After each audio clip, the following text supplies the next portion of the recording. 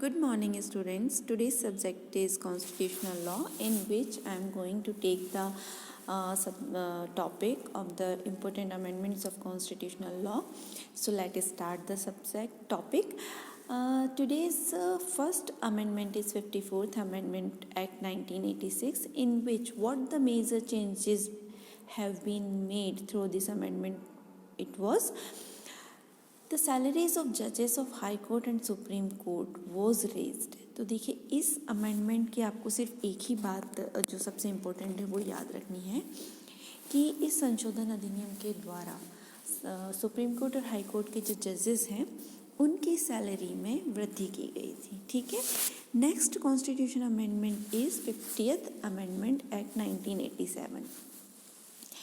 इस संशोधन अधिनियम के थ्रू अरुणाचल प्रदेश को जो है वो स्टेटहुड का दर्जा मिला, which consequently become the 24th state of the Indian union.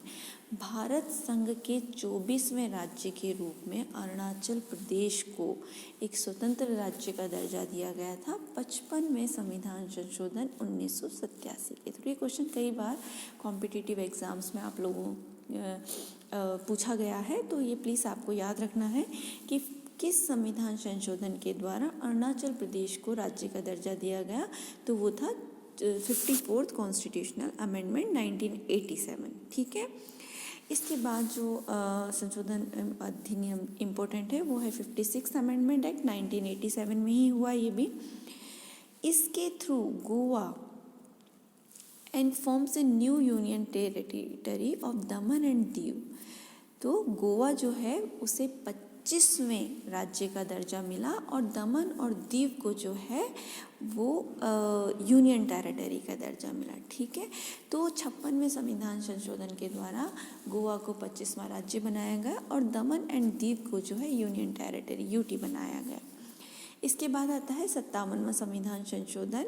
It made a special provision for the setting up of new state of Goa. Consequently, Daman and Diu were separated from the former to form a union territory। देखिए, 56वां और 57वां दोनों simultaneously साथ साथ चलेंगे।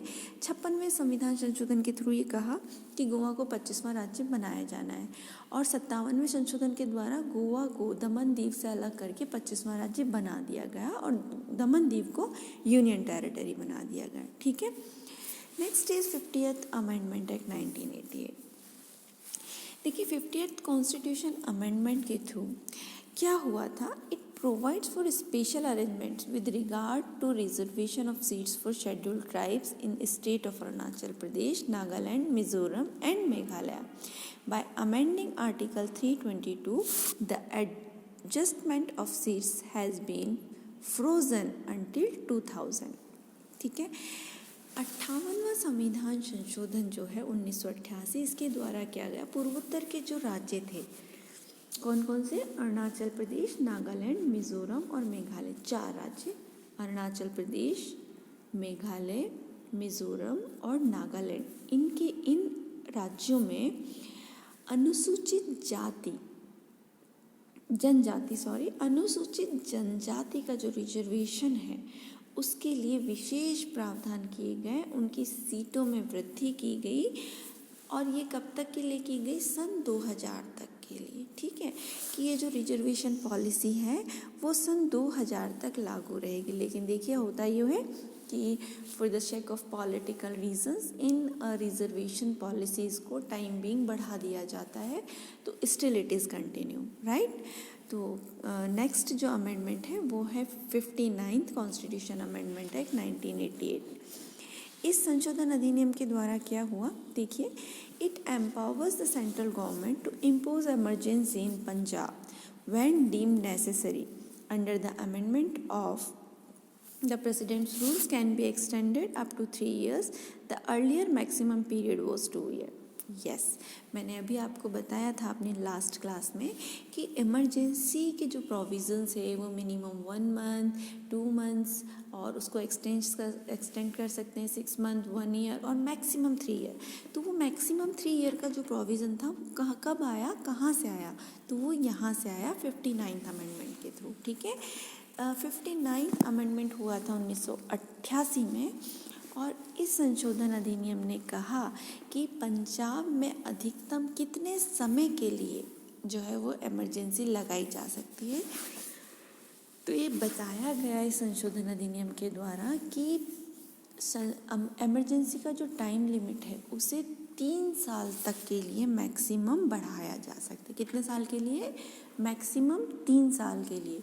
और 59th amendment act 1988 से पहले ये जो समय था ना वो 2 इयर्स था, तो मैक्सिमम 2 ईयर के लिए इमरजेंसी लग सकती थी। लेकिन आज वर्तमान की अगर हम बात करें तो 59th अमेंडमेंट आने के बाद अब जो इमरजेंसी का मैक्सिमम लिमिट है, अधिकतम समय सीमा है, वो 3 साल कर दी गई है।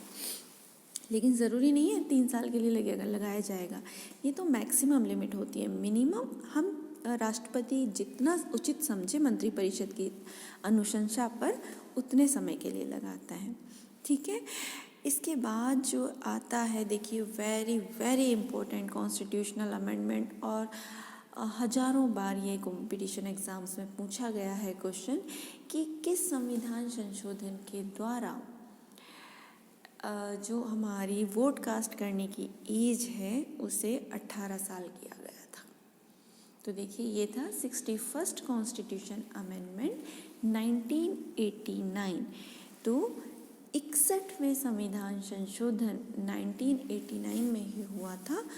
इसके द्वारा वोटिंग जो एज है उसे 21 साल से घटाकर 18 साल किया गया था। भाई पहले हमारे देश में जो वोट कास्ट करने की एज हुआ करती थी, जो ब्रिटिश टाइम से चली आ रही थी, वो था 21 ईयर, लेकिन 1989 में अमेंडमेंट करके इसे 18 साल किया गया। तो आज हमने बहुत कुछ इम्पोर्टेंट अमेंडमेंट्स के बारे में जाना, ठीक है। तो होप आज का आपको ये जो लेक्चर है वो समझ आया होगा। Thank you very much. I will continue this topic for my next class. Thank you very much.